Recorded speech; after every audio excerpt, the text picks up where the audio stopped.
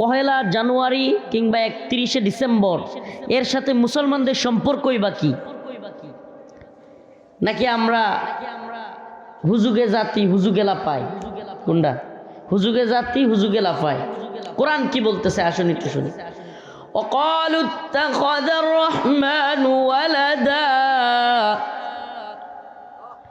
تكاد السماوات يتفطرن منه وتنشق الأرض وتخر الجبال هدا وقالوا اتخذ الرحمن ولدا তারা দয়াময় আল্লাহর সন্তান সাব্যস্ত করে। নাউজুবিল্লাহ। ওয়াকালু ইত্তাখাযার রহমান ওয়ালাদা, আল্লাহর জন্য কি সাব্যস্ত করে?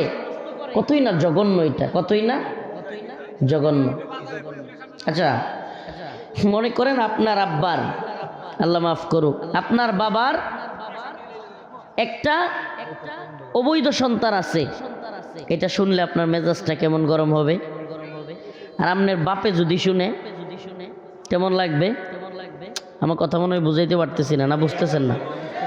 আপনার বাবার অবৈধ সন্তান আছে, এই কথা বলার দ্বারা আপনার রাগ উঠবে কি উঠবে না? আপনার বাবা যদি শুনে, যে বলবে তার অবৈধ সন্তান আছে, সে কেমন খেপবে?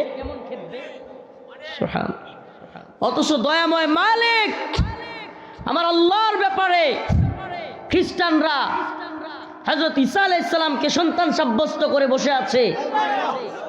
আল্লাহ বলতেছেন কোরআনের আয়াত, তাকাদুস সামাওয়াতু ইয়াতাফাত্তারনা মিনহু ওয়া তাশাক্কুল আরদ। আল্লাহ বলতেছেন যে আসমান বিদীর্ণ হয়ে যায় আল্লাহ পাকের জন্য যখন সন্তান সাব্যস্ত করা হয়, যে আল্লাহর সন্তান আছে, এই কথা যখন কেউ বলে, আল্লাহ বলেন তাকাদুস সামাওয়াতু ওয়াল আরদ, আসমান বিদীর্ণ হয়ে যাইতে চায়।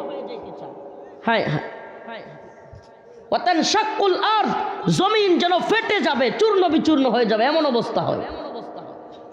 ওয়া তাখিরুল জিবাল হাদ্দা, পাহাড়গুলো মনে হয় যেন খসে পড়বে, ধসে পড়বে, এমন অবস্থা পরিস্থিতি তৈরি হয়।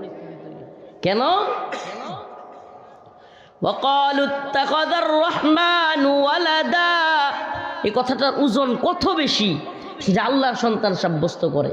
ও প্রিয় মুসল্লিয়ানে কেরাম, প্রিয় ঈশ্বরগঞ্জবাসী, আপনাদের উপরে তো আমাদের কাছে মেসেজ গেছে, বয়াল থাবা চলতেছে খ্রিস্টান মিশনারির।